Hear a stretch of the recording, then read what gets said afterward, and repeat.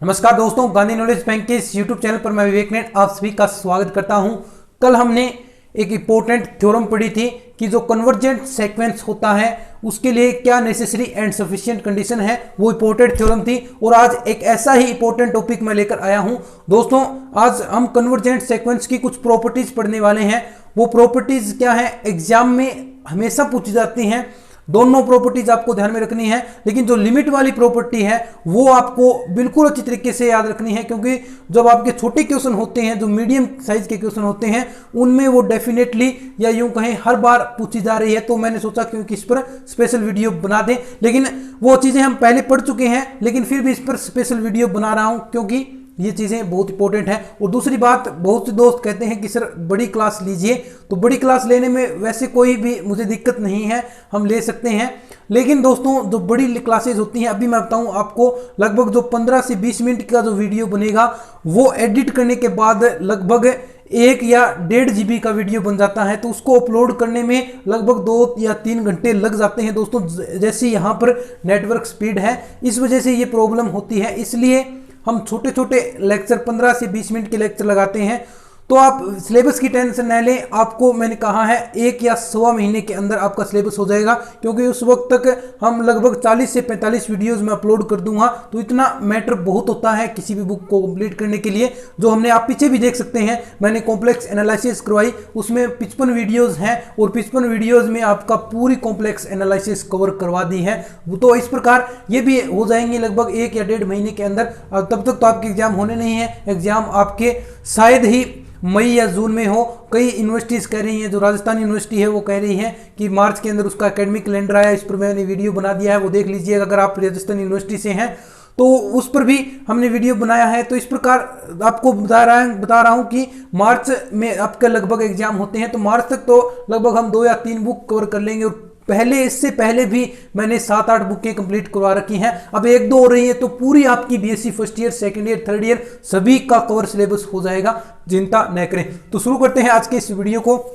देखिए, आज का जो टॉपिक है 10 नंबर लेक्चर है ये। आज का जो टॉपिक है मैंने पहले ही बता दिया कि properties of convergent sequence.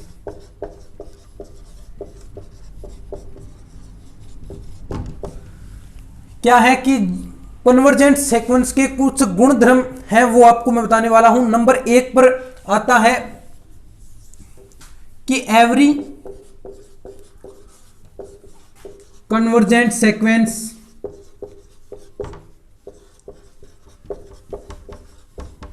Bounded. ये देखिए, ये आपका स्टेटमेंट है कि जो प्रत्येक आपको सीक्वेंस दिया जाएगा वो बाउंडेड होगा, वो परिबद्ध होगा। वो देखिए किस प्रकार हम प्रूफ करेंगे कि एवरी कन्वर्जेंट सीक्वेंस बाउंडेड, यानी प्रत्येक जो अनुक्रम है आपका परिबद्ध होगा। किस प्रकार करना है वो सारी चीजें हमें शुरू से, जो आपने सीक्वेंस की डेफिनेशन पढ़ी थी अनुक्रम की, और कन्वर्जेंट सीक्वेंस की भी जो डेफिनेशन पढ़ी थी, उसी के अकॉर्डिंग चीजें हमें लेकर चलना है और आपका रिजल्ट आपको प्राप्त हो जाएगा। तो हमने जो कन्वर्जेंट सीक्वेंस था उसकी प्रॉपर्टीज क्या पढ़ी। अब देखिए, इसको मैं क्लीन कर देता हूं। अब इस चीज को हमें प्रूफ करना है कि जो प्रत्येक सीक्वेंस होता है, जो प्रत्येक कन्वर्जेंट सीक्वेंस होता है, वो बाउंडेड होता है, वो परिबद्ध होता है। किस प्रकार करेंगे ये देखिए। आपको पता है कि कोई सीक्वेंस, अगर मान लीजिए आपके पास कन्वर्जेंट सीक्वेंस है, इस चीज को हम प्रूफ करते हैं। इंपॉर्टेंट टॉपिक है दोस्तों, पूरा देखते रहिएगा। मान लीजिए आपके पास कोई एक्सएन सीक्वेंस है और वो कन्वर्जेंट है। कन्वर्जेंट का जो मैंने डेफिनेशन बताई थी वो लेक्चर आपने नहीं देखा है तो सीधा सा आपको लेक्चर मिल जाएगा, वो देख लीजिएगा। कन्वर्जेंट सीक्वेंस की मैंने डेफिनेशन क्या बताई थी कि कोई सीक्वेंस कन्वर्जेंट सीक्वेंस कहलाएगा यदि वह किसी परिमित राशि की ओर अग्रसर हो, यानी जो लिमिट, यानी जिसकी सीमा अद्वितीय हो, जिसकी सीमा यूनिक हो, और या वो अल की ओर अग्रसर हो। अगर अल क्या थी, वहां पर परिमित संख्या थी, तो उसकी ओर अग्रसर है, तो हमारा जो सीक्वेंस है वो कन्वर्जेंट सीक्वेंस कहलाएगा या अभिसारी अनुक्रम कहलाएगा। वही डेफिनेशन का यूज करना है। तो कन्वर्जेंट सीक्वेंस के लिए xn माइनस अल लेस देन एप्सिलॉन, ऐसे कुछ हमने डेफिनेशन पढ़ी थी। इतना आपको क्लियर हो गया, यानी ये अल की ओर क्या है, अग्रसर है, यानी इसकी जो वैल्यू है, इसकी जो वैल्यू आएगी वो अल की ओर जा रही है, यानी जो एंड पॉइंट कह सकते हैं, या लिमिट पॉइंट तो एंड होगा, लेकिन ये अग्रसर किस ओर है, तो वो अल की ओर अग्रसर है। अब हमें बताना है कि ये बाउंडेड सीक्वेंस होगा, वो किस प्रकार होगा।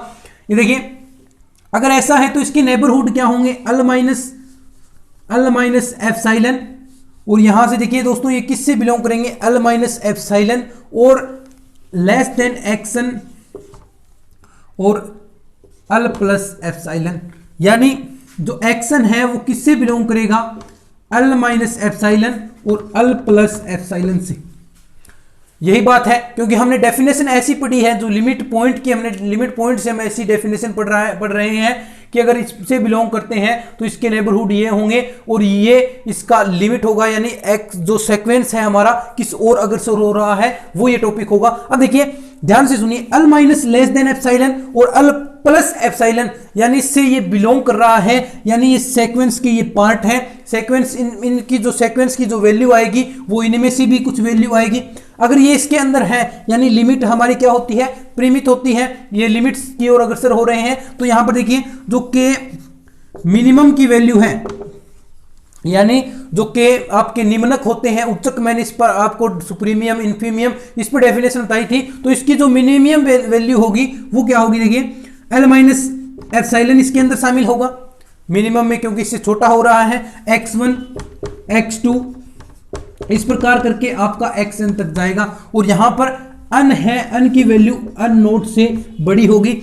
दूसरी के मैक्सिमम की वैल्यू, ये बड़ा के है, के मैक्सिमम की वैल्यू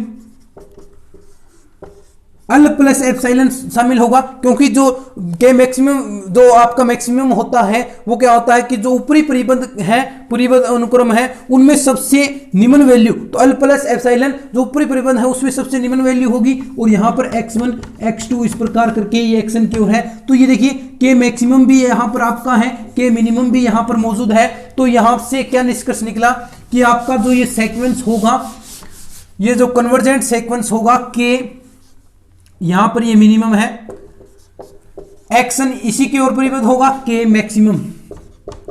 तो इस प्रकार का ये सीक्वेंस से क्या निष्कर्ष निकला, यानी ये एक निश्चित वैल्यू से तो ये सीक्वेंस बड़ा या इसके इक्वल है, या और एक ये के मैक्सिमम वैल्यू से बड़ा, छोटा या इसके इक्वल है। तो ऐसा सीक्वेंस आपको पता है, क्योंकि हमने जब बाउंडेड सीक्वेंस की डेफिनेशन पढ़ी थी तो मैंने आपको यही डेफिनेशन बताई थी कि ऐसी जो वैल्यूज हैं, यानी जो बाउंडेड परिबद्ध सीक्वेंस है, तो वो नीचे किसी में नीचे से भी परिबद्ध होना चाहिए और ऊपर से भी परिबद्ध होना चाहिए। तो ऐसा ये हो रहा है, तो ये सीक्वेंस क्या होगा, बाउंडेड सीक्वेंस होगा, बाउंडेड सीक्वेंस होगा।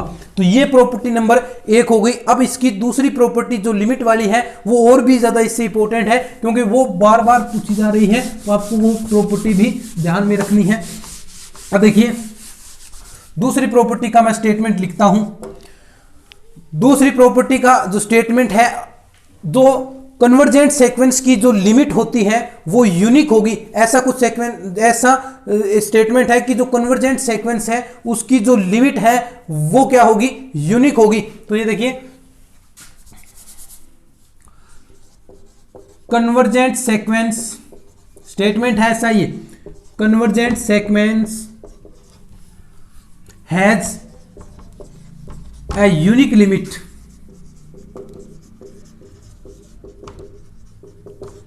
स्टेटमेंट मैंने आपके सामने लिख दिया है कि जो कन्वर्जेंट सीक्वेंस है उसकी लिमिट है वो यूनिक होगी।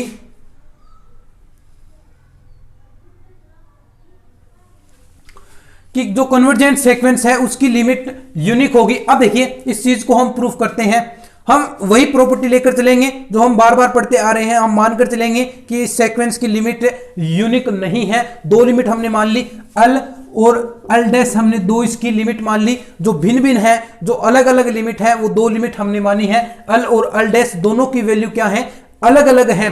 तो अल माइनस अल डैश क्या होगा। अब देखिए सीक्वेंस तो आपके पास एक्सन है, इस चीज को समझिए, बाकी चीज आप बुक से भी कर पाएंगे। एक्सन आपके पास सीक्वेंस है, अल माइनस अल डैश दो भिन्न भिन्न पॉइंट है, दो भिन्न भिन्न राशियां हैं। तो दोनों भिन्न भिन्न राशियां हैं तो उनका अंतर क्या कभी जीरो होगा, क्या वो हमेशा ही 0 से बड़ी होंगी, और 0 हमने यहां पर किसको माना है, एप्सिलॉन को। एप्सिलॉन लगभग 0 के इक्वल होता है, थोड़ा सा बड़ा होता है, तो ये L minus L dash greater than epsilon होगी।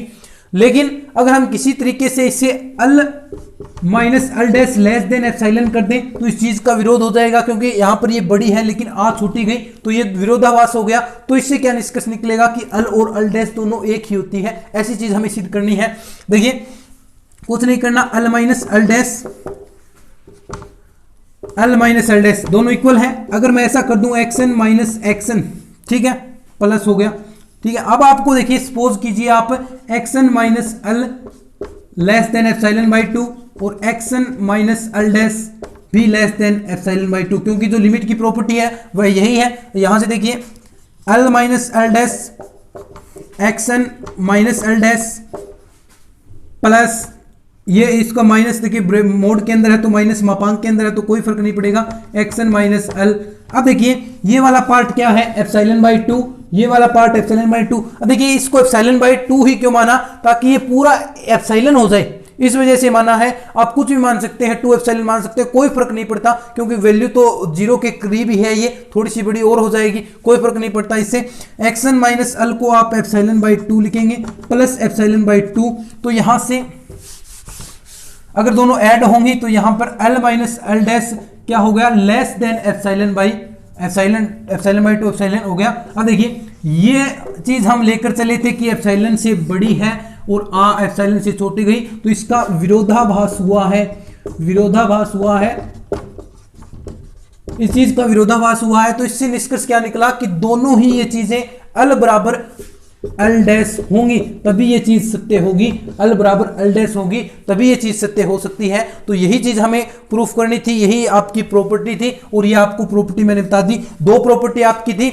नंबर 1 प्रॉपर्टी कि जो सीक्वेंस होता है, जो कन्वर्जेंट सीक्वेंस होता है, उसकी बाउंडेड होगा, उसकी लिमिट यूनिक होगी, और वह सीक्वेंस बाउंडेड होगा। दोनों को बिल्कुल अच्छी तरीके से हमने समझा है। उम्मीद करता हूं आज का ये लेक्चर आपको बिल्कुल जो चीज़ें बताई है उसमें आपको ये चीज़ें सारी समझ में आई हैं। अगर समझ में आई हैं तो इस वीडियो को लाइक कर दीजिए, अपने दोस्तों के साथ शेयर कीजिएगा। मिलते हैं इस तरह के और नई वीडियोज़ के साथ, तब तक के लिए धन्यवाद। जय हिंद, जय भारत।